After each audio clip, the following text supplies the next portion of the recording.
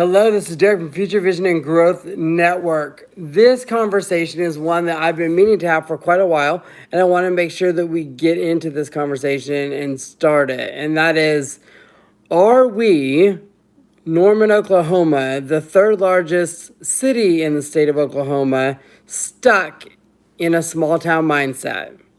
Is that a good thing? It might be. And what can we do to make that a benefit, but also work within the confines of the fact that we are a fast growing city?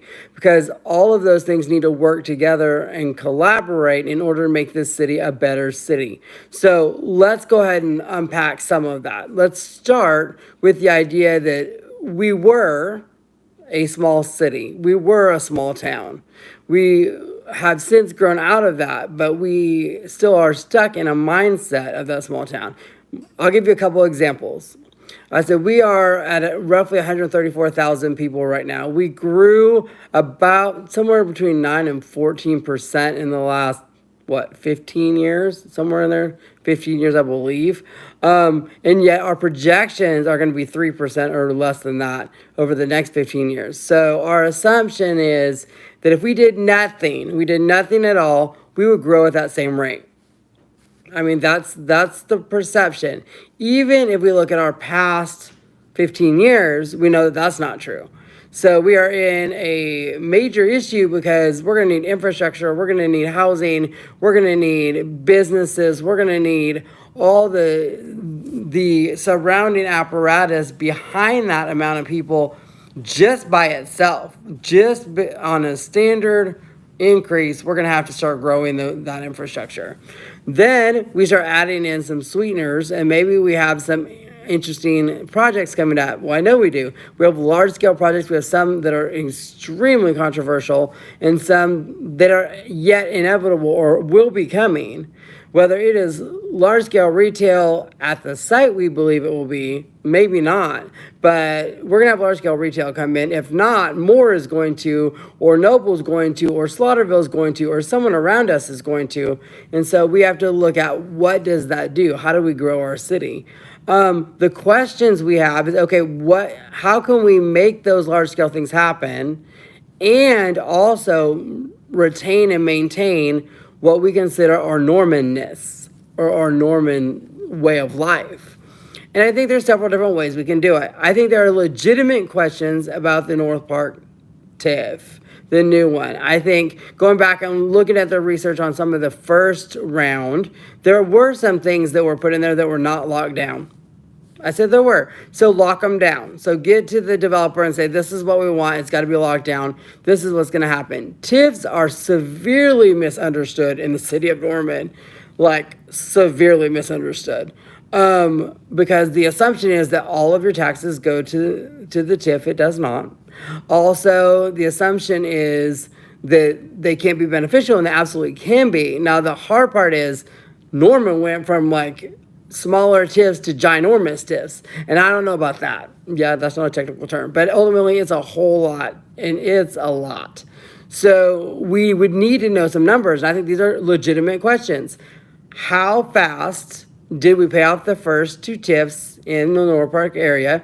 What was the loss? I agree. How much was cannibalized? I think those are great questions, and I think they should be answered. I think that is an important question. I think land use wise, are we going to grow? Yes. Do we have other areas? Yes. We're looking at the Griffin property.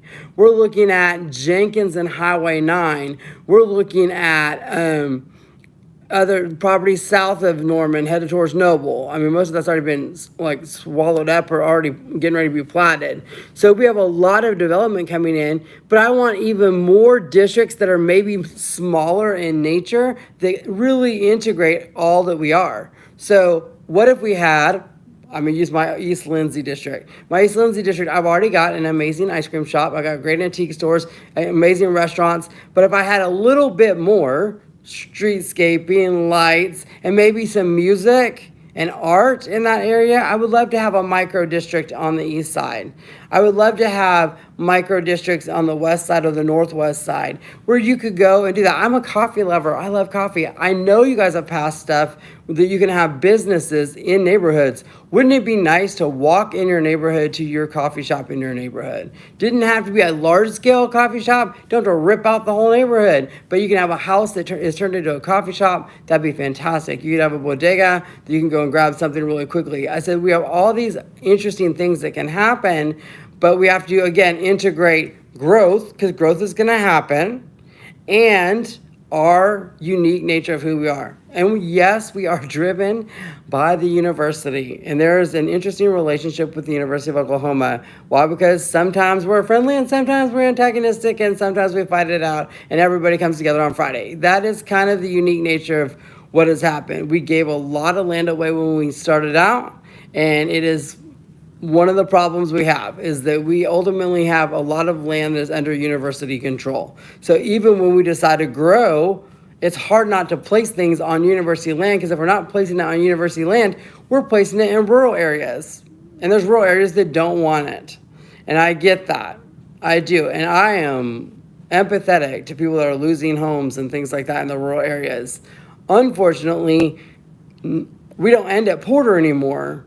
We don't end there anymore. Like, the city is growing, and it's growing rather quickly, so we are going to continue to grow. Now, we're not the only city that this is a problem, by the way. We can look at things like Oklahoma City. Even though they have land area, they're still growing at a rapid pace. Some of the cities that are watching this channel right now and will watch this are going to be LA, New York, Chicago, Dallas. Look at Dallas. I don't want that. Like, I'll be honest with you, I don't want that. I don't want that kind of growth. I don't want the Dallas, Austin, San Antonio triangle. No, I want to control it. And I think that's the biggest part. How can we create these environments that are going to do that and really work to integrate neighborhoods and create neighborhoods? But we have to get past this idea that we're not going to grow, because we absolutely are. Like, that is a given. We're the third largest city in the state of Oklahoma. We should be at every table that Tulsa and Oklahoma City is sitting at, dealing with economic development, dealing with business, dealing with anything else. We should be at that table. We should be sitting down with them and be like, Norman is here. Norman is at this table, and we're having conversations about industry that's coming in, about projects that are coming in, about amenities that are coming in. And we need to be able to do that. That is an important part of who we are, and we're unique. Why? Because we have a strong art community, strong music, strong community partnerships, strong education system. We look different than Tulsa and Oklahoma City. It's fantastic. We have a higher level of amenities in the city. That's great. So then what is exactly the problem? Is the problem that there are districts that are not happy? And there might be. We look at downtown. Downtown is doing a great thing right now. They're starting to fill those businesses back up. Now, there's been blame going around downtown that ultimately everything else is pulling things away from downtown. No, downtown has had some options. They were asked to be a business district so that they could help reinvest in themselves. They said no. The downtown Norman area wanted... They were asked whether they would hire a national PR firm to promote downtown, and I have not seen that happen yet. Not that it isn't, but it hasn't happened yet. So again, those are all things to help downtown Norman be walkable, and I love downtown. I'm not gonna lie, I love it. I think it's beautiful. I think it's incredible. I think there's a lot of work being done down there, but I've also seen it get to a point where there's infighting. There's a lot of negativity around downtown, which is really strange. Not that there isn't things going on, but why, if I look it up, if you Google Norman right now, you're going to find out that we fight a lot. I don't want that as my vision. I want them to say, yes, they have disagreements. Yes, they work it out. Yes, they come up with solutions. And yes, their city is stronger for it. Why? Because they can sit down, talk, and create a better project. So don't look at what we can't do. Look at how the project can be better. What can we do better? Because I think that right there is our visioning. That's our growth. That's our opportunity to say we can do better things. We can create better things. And when we do better in Norman, we're helping our region. And by the way, we are an economic engine for our region. We're an economic engine for Noble and Lexington and Slaughterville, Purcell. I mean, all these areas also get the benefit of us doing well.